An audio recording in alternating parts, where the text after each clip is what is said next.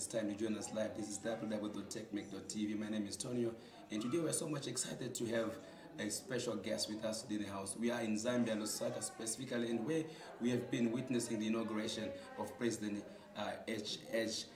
Today we saw thousands of African leaders and thousands of Zambians who actually thronged at the National Sports Stadium today to actually come through and congratulate him as the euphoria is moving through across SADC. The biggest question is, how did the Zambians do it? How did they manage to get where they are today? And with us today, we have an MP with President HH as well, who managed to win more than 20,000 votes in the past election. Honorable Jamba, thank you so much for joining us live. Thank you. You are a winner in the past election. Yes. And you've also managed to retain your seat. Yes. And Zimbabweans have the biggest question. There's a lot to learn from Zambia. How did you guys manage to win your election? Specifically, all odds were against you. You had all state resources to the former president, and you had nothing but the people and the votes. How did Zambia manage to make this win? And specifically for you, maybe we want to learn how you managed to win at least 20,000 votes for your constituency. We're saying that one of the biggest things we did is to change the mindset of the people. 3/4 of the voters were the youths. And we had to tell them, this is the time to change. We need a better Zambia for ourselves. And for us to better the Zambia we're thinking of, it's us to do it, not them or us, the politicians. It is them, together with them, then us as Zambians, then we can change. We tried to convince the people beyond reasonable doubt that we are the change, and we are coming with them and taking them along, that they are going to buy into our ideologies. And some of the ideologies which we are selling to them are very hard, but they bought into them. I can tell you, we told them that there will be no cadalism. What is cadalism in Zambia? It is about anybody trying to do things which are illegal. And we have told them, this you cannot continue. After bought into it. So we are moving as a whole, as one lot. And we have convinced them, beyond reasonable doubt, they can vote us and trust us that we are going to do that change. And therefore, they voted for us. Let's look at the biggest problem that we have seen, specifically as a SADC country.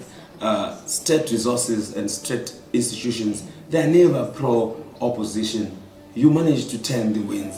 And we saw the Zambian Electoral Commission sticking to their guns that the President HH was leading and President HH won the election. How did you manage to have a free and fair election, so to say? Or more importantly, how did you manage to have a neutral election observer in Zambia?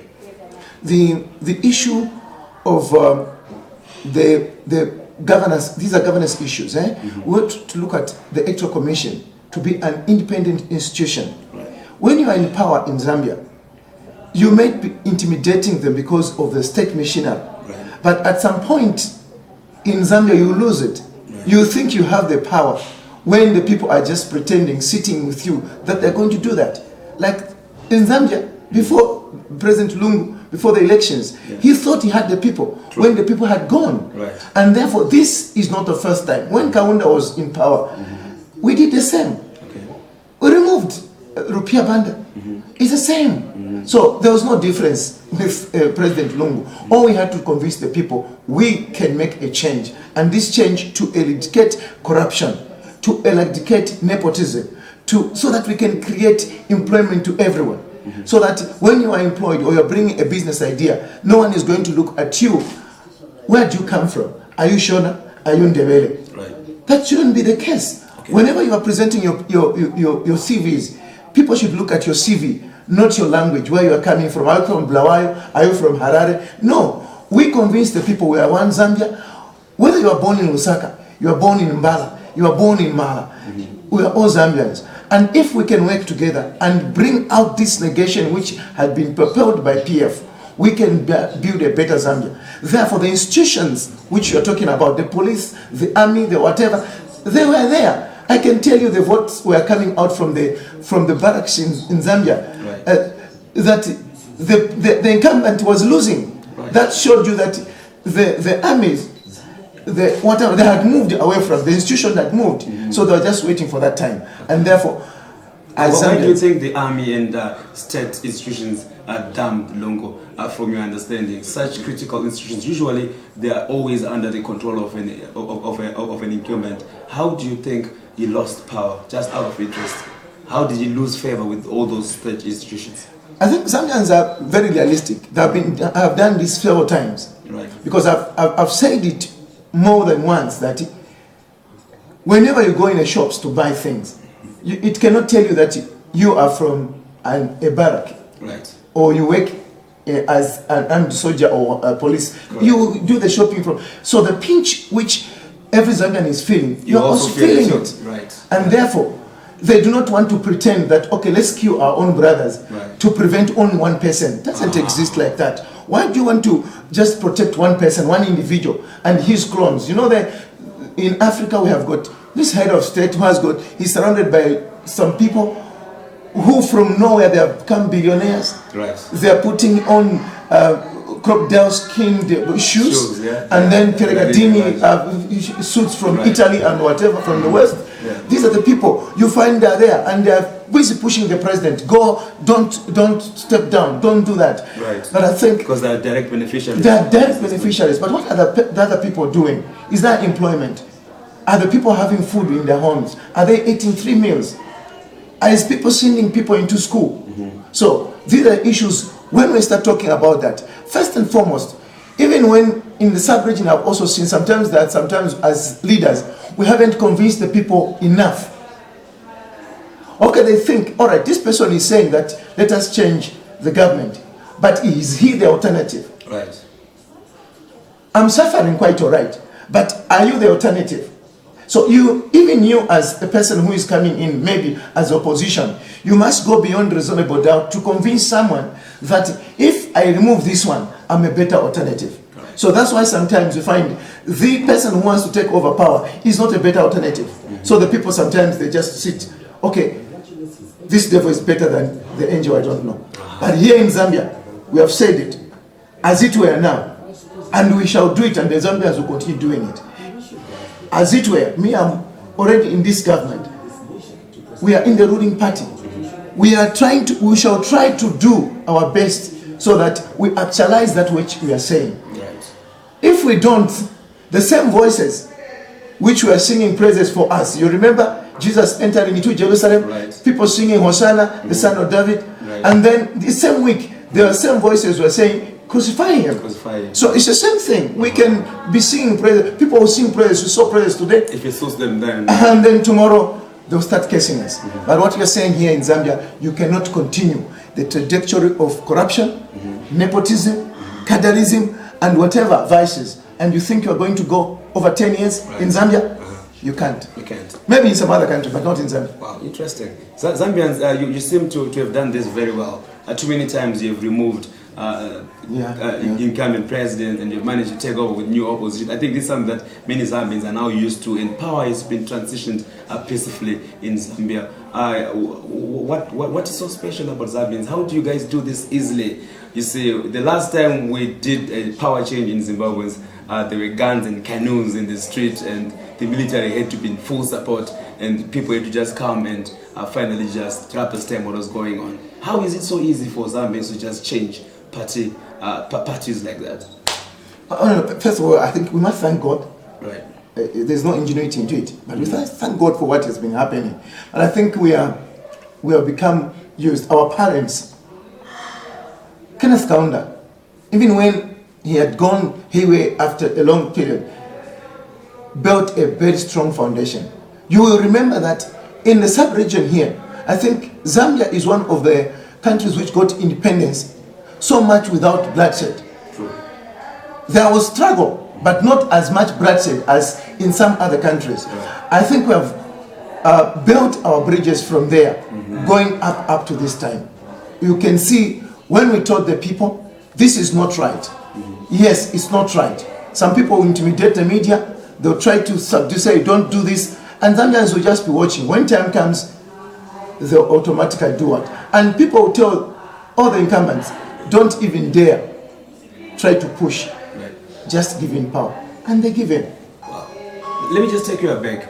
to the last presidential election, President HH, he lost by not more than 3%, if my memory is correct, and he was not declared the winner over Lungu. It was a very hotly contested election.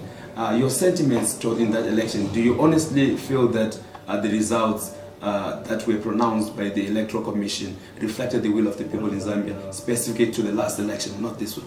No, in 2016, it wasn't. I can tell you that, of course, President Lungu came in inheriting from Michael Sata. Yeah. Of course, in 2015, when he came in, it was like a goodwill from, oh, the president has died. So he comes in. Right. 2016, I must, speaking deep down my heart, right, I think that election, he didn't win it. Right. Yeah.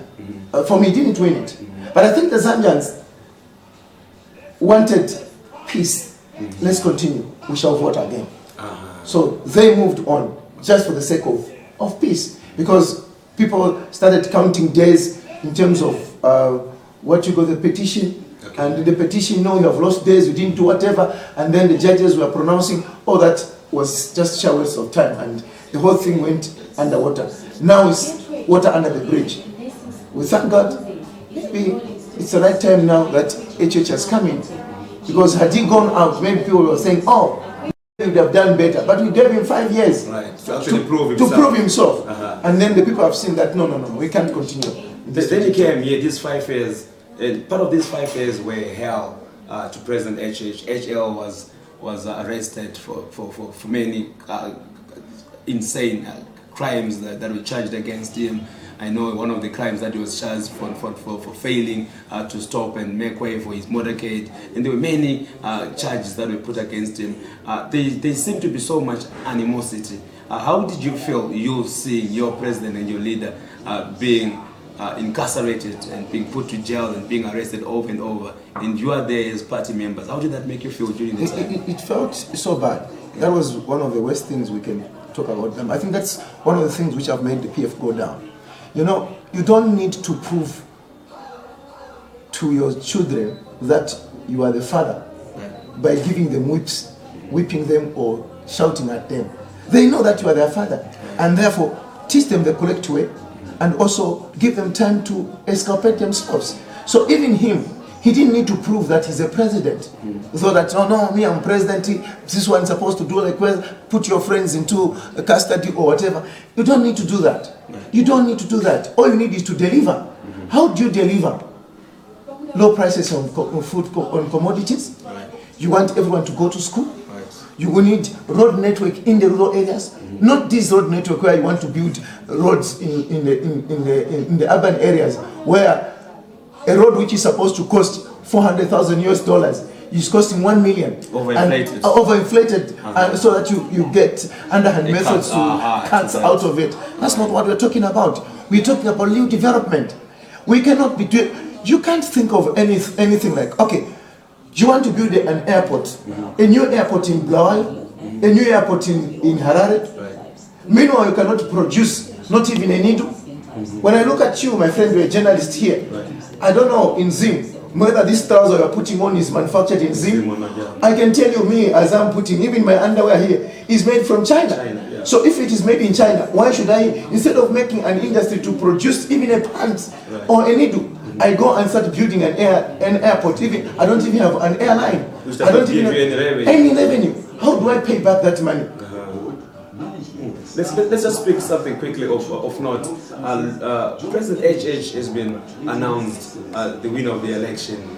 We saw the kwacha gaining value from 2.2, now it's about 1.5 against the US dollar. That's a tremendous financial response to a presidential election. Literally, there's so much confidence going towards HH. What's the magic here? He's not even been announced or inaugurated president. He was officially inaugurated president today. But within the past few days, we've seen the kwacha strengthening so much against the US dollar. What's the secret? The confidence. Just the confidence. Before we do anything, the confidence. Your name can even open louvers or can open doors. So the name of HH is irrefutable. even the business world in the country, the whole world, they know Hon Hichilema is as a man of integrity. Therefore, just the name, the markets have built the confidence that yes, a president is coming before we do anything. And therefore, the confidence, the bonds outside which were borrowed have now market. People want to buy our bonds. Right. So the kwacha is going down. We must be very quick also to say that we must trade softly so that the kwacha does not drastically drop and gain so much, because you can imagine if I was buying milk, fresh milk from the ordinary farmers. Right. If say I'm buying it for 11 kwacha, that is some few weeks ago, 11 kwacha was 50 cents in terms of dollar. US dollar, true. Yes. Yeah. Now, that same milk at 11 kwacha now, today is 75 cents. Right. I need to process that milk, but I haven't changed the price on the retail market. Right. So me as a manufacturer, it will have an effect on me because of the drop. So I want to see everything stabilizing. Of course, it will have a settling. It will settle at some point. Right. But it's the confidence. And we are saying we shall build this confidence. Physical discipline. We don't want to see me as Jamba. I'm living in a small house. Give me 2 years. I'll build 5 houses. And then I go with an empty plate to the donors. Please, I'm asking for money. Will the people understand me? Right. If I go asking for money, I must be seen that really I'm one person who is suffering. So the confidence which are built with the international community and the business world has made the kwacha to go down. And we are hoping. You seem to be very sound in terms of finances and how the finances are flowing. I'm very impressed with the analogies there. Let me just put you on the spot. It's a very difficult and unfair question. Obviously, President HH is going to be naming his new cabinet very soon. Should you be in that cabinet, what post do you think you'd rather deserve, or would you see yourself if you're in that cabinet? Let me tell you something. I have never dreamt that I'm going to be a cabinet minister. I have never desired. I have never thought about it. My dream has come true. What has come true is to liberate Zambia from the oppressors.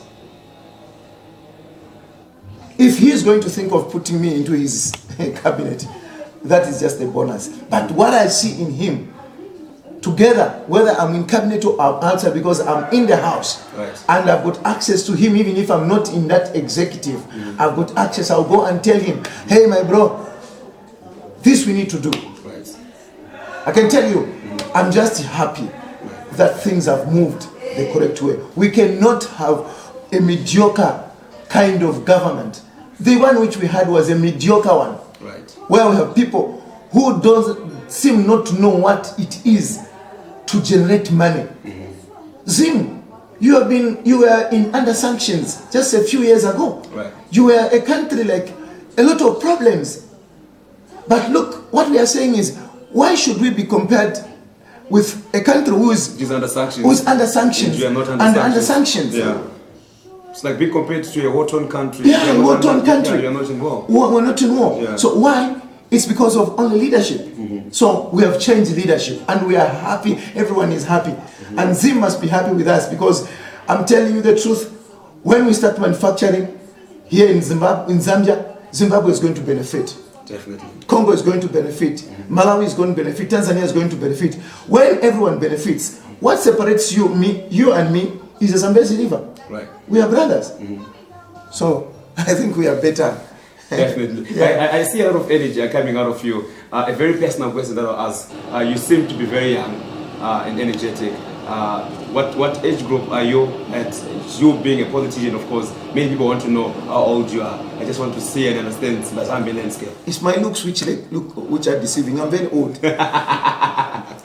Okay. Yeah, I'm 50. I'm hitting 50. I'm 49. Okay. 49 is good enough, is it? 50 years. They say life begins at 40, so you're only 9 years old. I'm 9 years old. So yeah, at least I still have got some time to, God willing, some time to pursue my my life. Definitely. Yeah. Right. Maybe as we quickly close this, I know it's already way inside the night. We don't want to take you further. Zimbabweans need to take a lot of lessons from Zambia.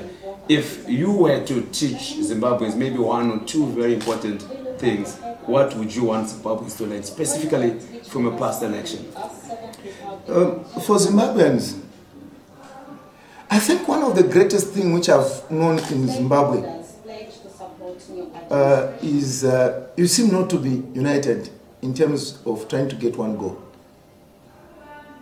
It seems you can't bring brothers together. If you are brothers, if you are, what is it, Shona? Yeah, And Shona, yeah. You bury, maybe it's better as Zimbabwe, you bury that barrier that we are Zimbabweans and we can build this Zimbabwe. Right. We are the Zimbabweans and we can build it. How can we build it? Let's change the mindset. Because the generations of old, they are not the generations of today. True. These young generations, they are very innovative. And I think when we put our heads together for the common good of Zimbabwe,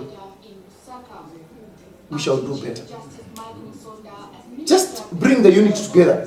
Let someone come together and say, let's work together as one entity. That's it. It took about six times of President Hichilema to try and wrestle power and to where he is today. It has been a very long struggle for him in the opposition, and finally he's here. And obviously there's so much excitement, specifically from the country and from people like you. What should Zambians look out to, especially in the issues of specific differences? I know you've spoken about policies and shift in the way you're going to be spending, but there's a social issue that always comes into countries where there's a government transition, specifically where members of the former party have been abusing, beating up, arresting, and abusing their power against the opposition members. What should we be expecting in Zambia within the next couple of months? Any arrests of people that have been found on the wrong side of the law? Any political detainees that are going to be released from the Zambian side, from the Hichilema side? And more importantly, are we going to be seeing any retaliation towards those who have been perpetrating political acts against Zambians or members of your president Hichilema? The president has said we don't want to spend time witch hunting. We don't want to spend time witch hunting. What we are saying is that we have said we want to allow the arms of governance, those who, if the ACC or whatever, give them leverage. We're not going to be telling them, start chasing people, chase that one. We don't have that time. We have time now to rebuild. So we want to tell the people, I know the people may be pushing us to do that, right, but that is not a because surely some people are ahead. Yeah, people are ahead. And people want to push us to do that. Mm-hmm. We can't, then what different are we going to be? That means we are just going to be in red whilst we are still green. Mm-hmm. So what we are saying, the president has said, we cannot start doing witch hunting and trying to say who did that, who did whatever, us as politicians. Our major task now is to bring the economy on the rails. Then the rest, those people, if they are police, let them do their job. The Anti-Corruption Commission, let them do their job. The army, let them do their job. You can't have a country where I must be, my president will say, go and arrest this person. People go and start arresting that person. Why? It shouldn't be like that. What we are saying is, for us, the major thing we are doing now is to put the economy on the rails. Then the rest of the people will do their job, and we are saying for governance, we are going to do governance in the proper way. Not this governance where you are trying to interfere with other arms of governance. No, don't have to do that. Well, you have a very an exciting time ahead of you, and we do look forward and wish you the best as Zambians ahead of you. And we do thank you so much, Honorable, for having us in this time. I wish you all the best, and to all of you who are joining us. We are in Lusaka, Zambia, and today has been a very great day where we've witnessed the official inauguration of President HH, who has officially been now inaugurated the president and the head of state of Zambia. We thank you so much. We wish you, the people of Zambia, all the best, and hopefully maybe in the next 5 years you guys will have proven and said all you have promised to the Zambians, and win the next elections as well. Thank you. I hope to visit you in Zim. Right. As you come from Harare? 2 years' time with the next election. I need to come there before the elections, just to come and visit Zim. We'll be very happy to have you. Thank you. We would want to host you. Thank you. Honorable, we thank you so much. Thank you. Much appreciated. Thank you. Great. So, thank you.